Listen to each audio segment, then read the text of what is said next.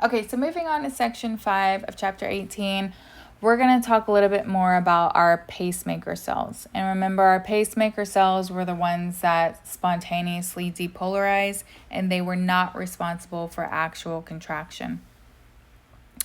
So like I mentioned, the heart is going to spontaneously depolarize via the pacemaker cells and is able to contract without nervous system stimulation. And the rhythm, like I mentioned, can be altered by our autonomic nervous system, but we cannot generate the contraction in cardiac muscle cell itself. We can only influence it.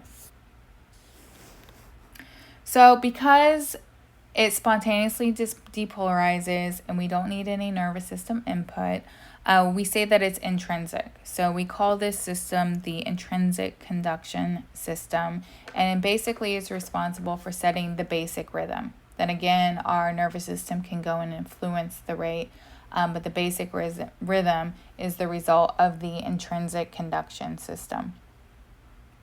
So the action potential is going to be initiated by our pacemaker cells because our pacemaker cells do spontaneously depolarize, which means that they're autorhythmic cells. So they have a really unstable resting membrane potential, so that's what causes them to continuously depolarize.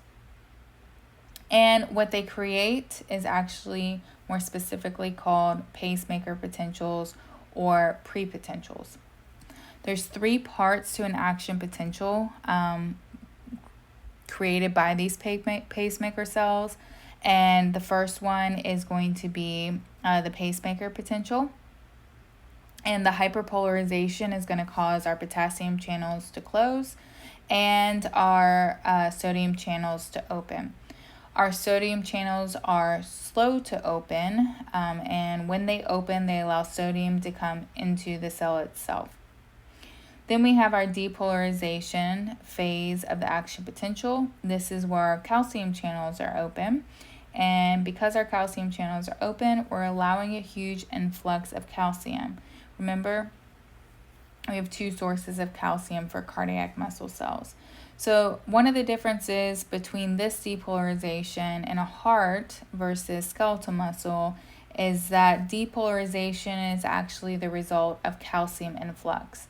When we talked about skeletal muscle in AMP1, it wasn't calcium that was responsible for depolarization, it was sodium. So it's not sodium, it's calcium. Repolarization, we're bringing the resting membrane potential back down to negative, is going to be the result of our potassium channels opening and our calcium channels inactivating and potassium leaving out of the cell. So repolarization is the same as it was in skeletal muscle, where we had an outflux or an efflux of potassium from the cell, but it's the depolarization that's different here. It's calcium causing it and not sodium.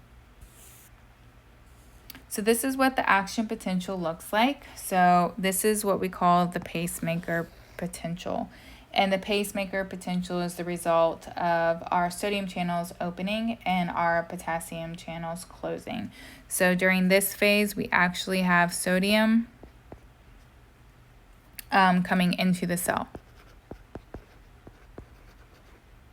The next step, which is step 2, is our depolarization.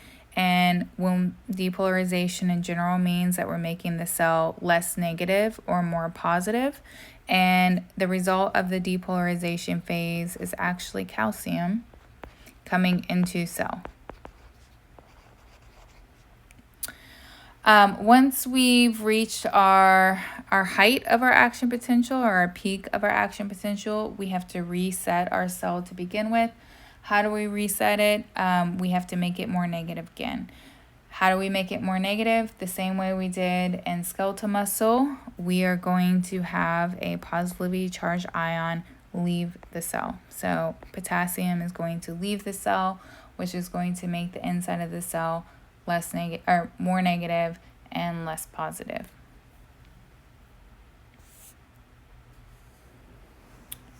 So what is the actual sequence of excitation that's occurring in our pacemaker cells? It's going to follow along this order, which I'm about to walk you through, but the whole sequence of excitation only takes about a fifth of a second, a fourth to a fifth of a second. It's going to start at the sinoatrial node, then it's going to be sent to the atrioventricular node, the atrioventricular bundle, which is going to split into right and left bundle branches, and then end up at the subendocardial conducting network, which was previously called the Purkinje fibers. So let's start with the first part. So the SA node, this is our actual pacemaker of the heart, and it's actually located in the wall of the right atrium. And when we're talking about depolarization, this is going to depolarize faster than the rest of the myocardium or the rest of the muscle cells. So it has the fastest depolarization rate. And it's going to generate impulses, again, spontaneous depolarization, at a rate of about 75 times per minute. And we call this the sinus rhythm. And the sinus rhythm is actually going to determine the heart rate. Eventually, the impulses are going to spread across the atria and down to the AV node via the internodal pathway. So then we reach the AV node, which is also the atrioventricular node, and there's going to be a little bit of a delay. About 1/10 of a second, so really, really small. The whole purpose of this delay is to allow the atria to contract. So we want all of the atria to be completely contract before we send the signal down to our ventricles themselves. The rate at which we're sending signals to the AV node is about 50 times per minute.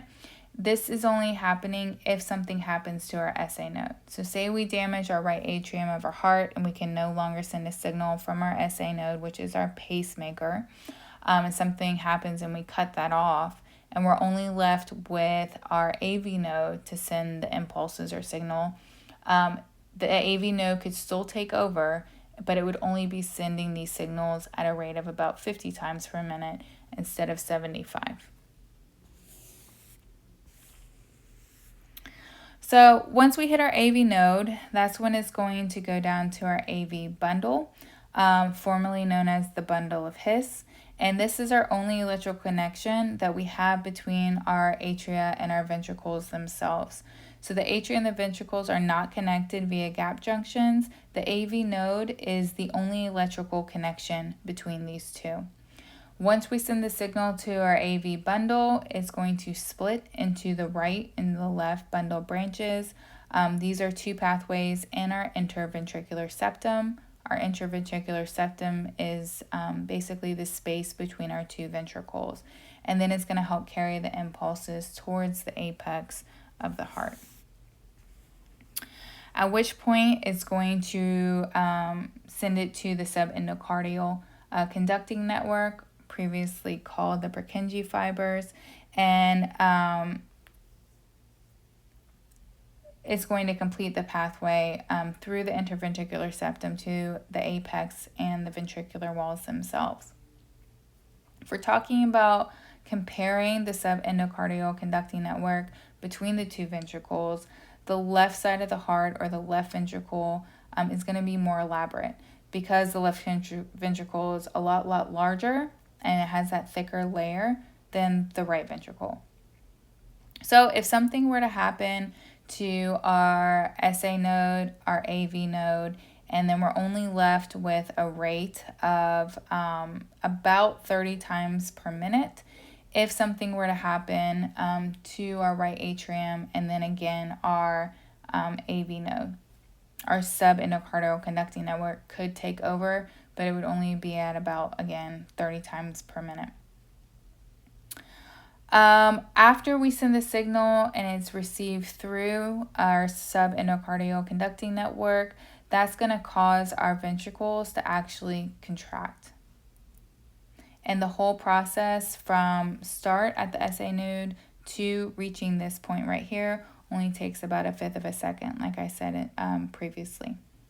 So as soon as our ventricles depolarize, it's going to be followed immediately by ventricle contraction.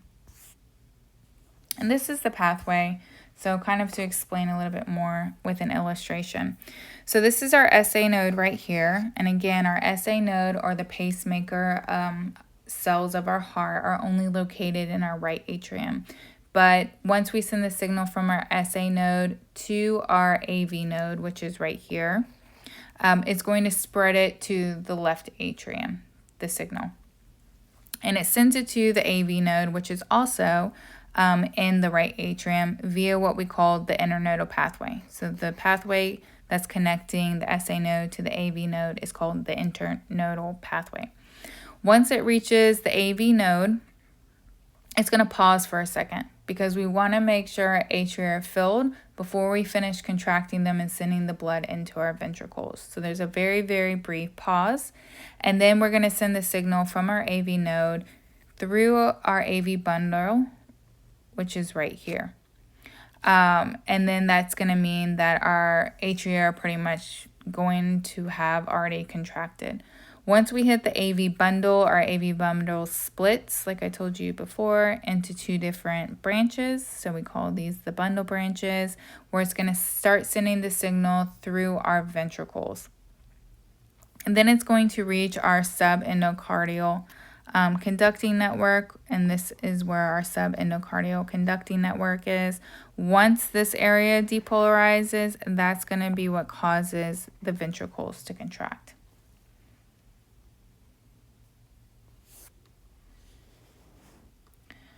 So again, like I mentioned previously, even though we don't initiate the contraction via our nervous system, we can influence it. So we can modify it via two different centers. So we have the cardioacceleratory center, and this is going to send signals through our sympathetic trunk, and it's going to increase the rate and force of contraction. So cardioacceleratory, we would expect that. It's going to accelerate it. How does it do it? It's going to cause stimulation of both our SA and our AV nodes, our heart muscle, and our coronary arteries. We also have a cardioinhibitory center. So if we're thinking about sympathetic versus parasympathetic nervous system, our parasympathetic is our rest and digest. So we would expect it to be parasympathetic signals that are associated with our cardioinhibitory center.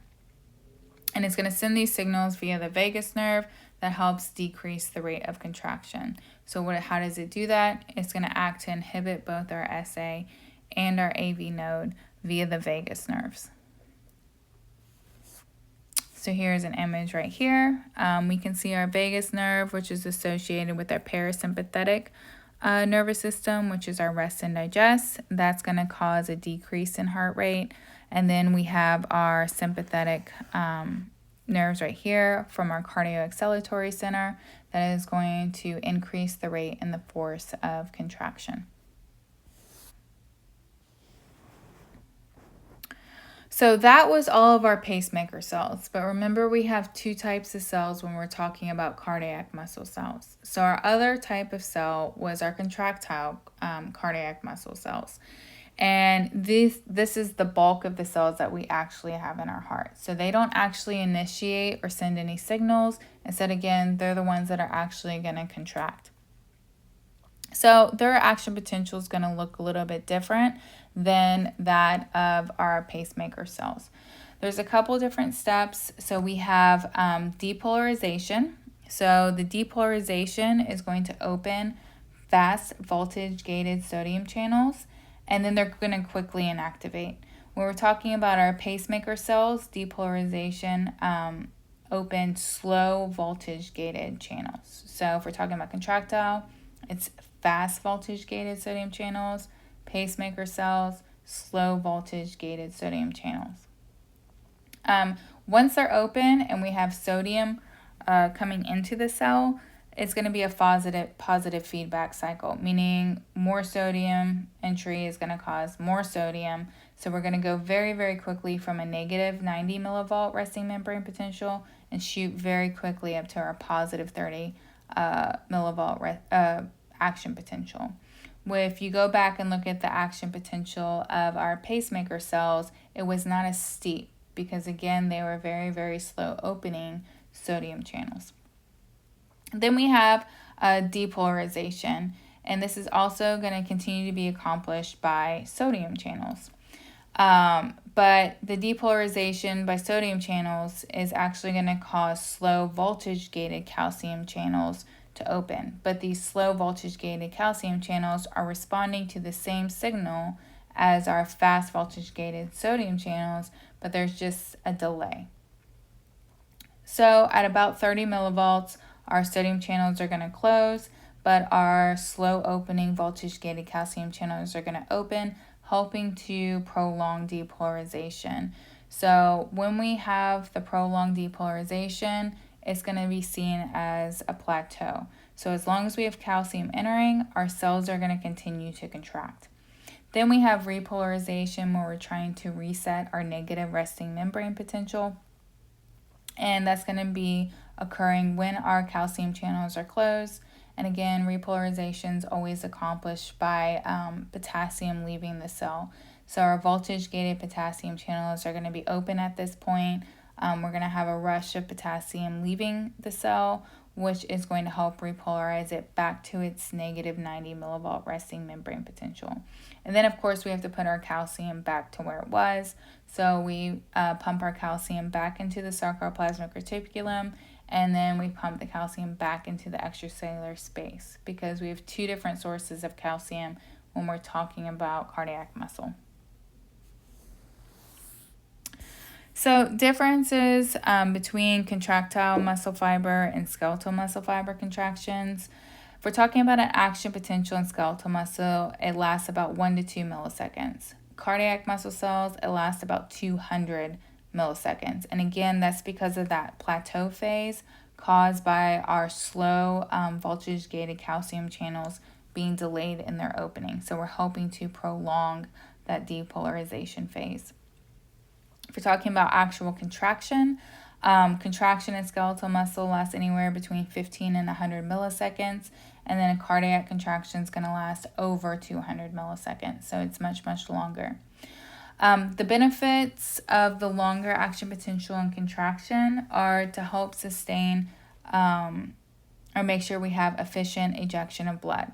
We don't want to contract very quickly, or else we're not going to be able to pump all the blood that's in our atria or all the blood that's in our ventricles out of those chambers. So we also have that longer refractory period that helps prevent the tetanic contractions and allows time for that heart to fill before that next beat. And this is what this action potential looks like. So again, depolarization, the initial depolarization is the result of those fast opening voltage-gated sodium channels. So if we look at step 1, it's a very, very steep increase because we have a massive influx of sodium very, very immediately. Then this is the plateau phase right here. Even though our sodium channels are closing and we no longer have an influx of and a rush of sodium into the cell, now we've opened our very slow opening of voltage-gated calcium channels, allowing calcium to come into the cell. So this is going to prolong the depolarization phase. Once our calcium channels are closed, our potassium channels are going to open. And we're going to have efflux of potassium out of the cell, which is going to help reset that negative 90 resting membrane potential. So a couple of other things. You've probably heard of an electrocardiography. If we're talking about an electrocardiograph, that can detect electrical currents that are generated by the heart. So it's a graphic recording of heart activity when we're talking about an electrocardiogram. Electrocardiogram is abbreviated ECG or EKG. And pretty much it's a composite of all the action potentials at a given time, and it's not really a tracing of a single action potential. And in order to get an electrocardiogram, you have to have electrodes that are placed at various points in the body, and they're actually measuring the voltage differences in these areas. So typically there's 12 different places and where they put them. So if you're looking at a electrocardiogram, an ECG or an EKG, there's a bunch of different distinct features. So we have a P wave, a T wave, and a QRS complex. Those are our main ones. But then we also have intervals. So an interval is between two certain points. So for example, we have a PR interval, so it's between the P wave and the R in the QRS complex. So when we're talking about P wave, the P wave on an ECG or an EKG represents the depolarization of our SA node and our atria. The next thing that can be visualized is the QRS complex, and this is the result of ventricle depolarization. At the same time, our ventricles are depolarizing, getting ready to contract. Our atria are relaxing, and they're going through atrial repolarization. Then we have our T wave, and our T wave on an ECG or an EKG represents ventricle repolarization, which is also ventricle relaxation. And then we have a couple intervals. If we're talking again about the PR interval, we're talking about the beginning of the atrial excitation to the beginning of ventricle excitation. The ST segment, this is the entire ventricle myocardium is depolarized. And then our QT interval is the beginning of ventricle depolarization through the period of ventricle repolarization. So here's what one segment of an ECG or EKG looks like. Here's our P wave. It's the first wave that we see. And again, it represents atrial depolarization. So this is, as soon as we have the P wave occur, right here is where we have our atrial contraction. So we go through depolarization, we see the P wave, and then as soon as the P wave ends, after the atria have been depolarized, we have atrial contraction. The next thing that we see is the QRS complex, which represents ventricle depolarization. Ventricle depolarization is where we're depolarizing the ventricle, and at the end of ventricle depolarization, we have ventricle contraction. So somewhere right here. At the same time, which is not typed out or listed here, that we have ventricle depolarization, we also have atrial repolarization. It's hidden in the QRS complex on an ECG, but you should be aware the QRS complex represents ventricle depolarization or contraction, which occurs at the same time as atrial repolarization or relaxation. And then over here, our final one is our T wave, and our T wave represents ventricle repolarization or ventricle relaxation. So let's try to tie kind of everything together. Here's our P wave that we see on our ECG or EKG. The P wave is representing atrial depolarization. So we're depolarizing the atria. We're talking about atrial depolarization. We're talking about the membrane potential becoming less negative or more positive.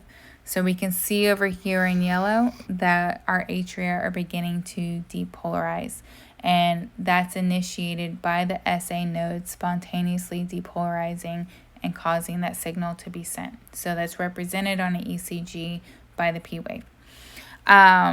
Once we have atrial depolarization that's complete, that's going to cause our atria to, first we're going to have the impulse that's actually going to be delayed a minute for actually a fifth or 10th of a second to make sure our atria are actually full with blood. And then we're going to have atrial contraction. So we have the signal sent over here. Our atria is going to depolarize, and then they're going to contract. The next step is our ventricle depolarization. So we had the depolarization that spread from our atria. Now it's spread to our ventricles, and we have ventricle depolarization, which is represented on the action potential by it becoming less negative or more positive. And at the same time that we're having ventricle depolarization, we're having atrial repolarization, where we're trying to reset that resting membrane potential, and that means that the atria are in their relaxation phase. Then we have ventricle depolarizations complete, which means our ventricles contract. And then we have ventricle repolarization, which means we're trying to relax the ventricles, and that's represented by a T wave. And then we have ventricle repolarization is complete, and then we see, typically the next thing we see is another P wave, where we have atrial repolarization again. So one other thing I did want to point out is that the electrical events that are represented on the EKG, these precede the mechanical events of contraction or relaxation that they trigger. So like I mentioned before, we see the P wave that represents atrial depolarization. That precedes the actual mechanical event. So we see the P wave and then the atria contract. We see the QRS complex that's depolarizing the ventricles. At the end of that, the ventricles contract. So we saw what a typical EKG looks like, where we have a P wave, a nice QRS complex, and we have a T wave, and then we would see it repeat again. So after the T wave, we'd see a P wave, QRS complex, and then a T wave, and so on and so forth. Why EKGs are really important if there is any indication that there's any sort of problem in our heart is because we can tell pretty much what's wrong by looking at an EKG. So here's an example here where we have a EKG that looks like this. And if we have an EKG that looks like this represents our SA node being non-functional. So because our SA node is non-functional, our P waves are absent. We're not seeing atrial depolarization because it's not being depolarized, because our SA node is not spontaneously depolarizing. So as a result, we don't have any P waves that are absent, or any P waves that are present. Our SA node was our pacemaker. So if our SA node is damaged, our AV node takes over. So what we're seeing left on our EKG is the result of our AV node setting the pace for our heart. And remember, it's going to be not as high of a pace. So the AV node is going to pace the heart at about 40 to 60 beats per minute. Then we have our second degree heart block. So say something happens with our SA node. That's when we have B over here. Our AV node takes over. But what happens if something happens to our SA node and our AV node isn't working correctly? Then we get the C EKG. So as a result, you get more P waves than a QRS wave, and usually you'll actually have 2 P waves for the QRS wave. The last one that we have just looks like chaos, right? We can't see any distinct QRS complex. We can't see any distinct T wave or P wave. So electrical activity is really, really disorganized. And what this represents is ventricular fibrillation. So the action potentials occur randomly throughout the ventricles. It's not a nice signal being sent from the SA to the AV node and down. So again, how do we reset this? A lot of times they'll go in and actually shock the patient, and a lot of times that will reset the electrical activity of the heart.